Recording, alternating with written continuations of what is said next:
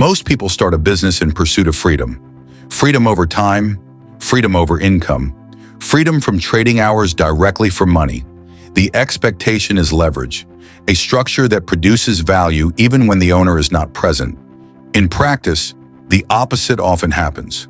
The business slowly reorganizes itself around the owner. Every decision routes back to them. Every problem waits for them. Every opportunity depends on their attention. The owner becomes the most overworked person in the company. Sales flow through them. Operations depend on them. Customer service escalates to them. Production bottlenecks at them. Problem-solving lives entirely in their head. When the owner steps away, output drops. When the owner slows down, momentum stalls. When the owner stops, the business stops. From a financial and operational standpoint, this is not a business. It is self-employment wearing the appearance of scale. This problem is widespread because most businesses are built around personal skill rather than organizational structure. People turn competence into commerce. They monetize what they are good at. But being good at a task does not mean an enterprise exists. It means demand has been created for the owner's labor. The moment demand increases, strain appears. The moment volume rises, capacity breaks. Businesses fail at scale because labor does not scale. Time does not scale. Attention does not scale. Systems do. In practice, every owner operates across three roles, whether consciously or not. The first role is execution. This is the technical work, the task itself, the service delivered, the product produced. The second role is management. This role creates order.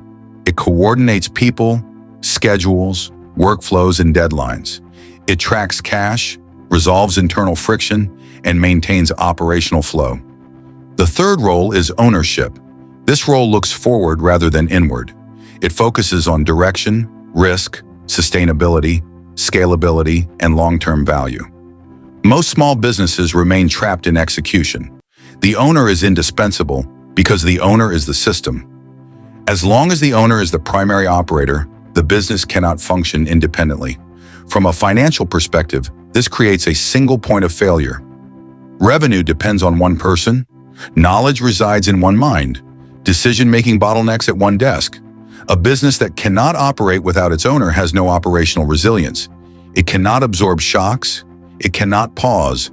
It cannot transfer responsibility without loss. High-performing companies are built differently.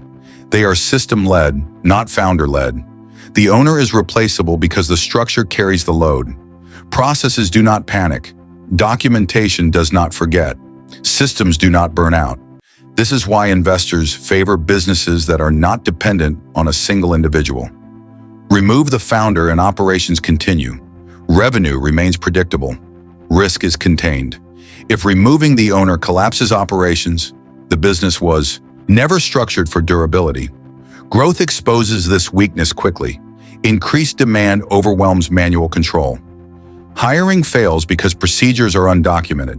Training becomes inconsistent because knowledge is informal and verbal. Financial oversight turns reactive instead of planned. The business grows in revenue but shrinks in clarity. The practical solution is to build the business as if it were a franchise. Franchise-style businesses prioritize repeatability over improvisation. Every task has a defined process. Every outcome is expected and measurable. Performance does not depend on individual creativity or memory. Anyone trained on the system can produce acceptable results. This approach is operationally efficient and financially stable. It reduces variance. It increases predictability. Most businesses move through three operational stages. Stage 1 is owner dependency. The owner performs most functions. Knowledge is undocumented. There is no redundancy. Stage 2 is structured transition. Processes are written. Responsibilities are defined. Staff are trained. Control shifts gradually from the owner to the system. Stage 3 is operational maturity. The business runs through roles, managers, automation, and metrics. The owner oversees performance instead of executing tasks. From a financial perspective, this is where stability appears. This is where scalability becomes realistic rather than theoretical. A business that runs without its owner is built on specific operational foundations. First, documented systems. Every recurring activity must follow a defined process. If a task happens more than once, it needs a written workflow. Second, standard operating procedures.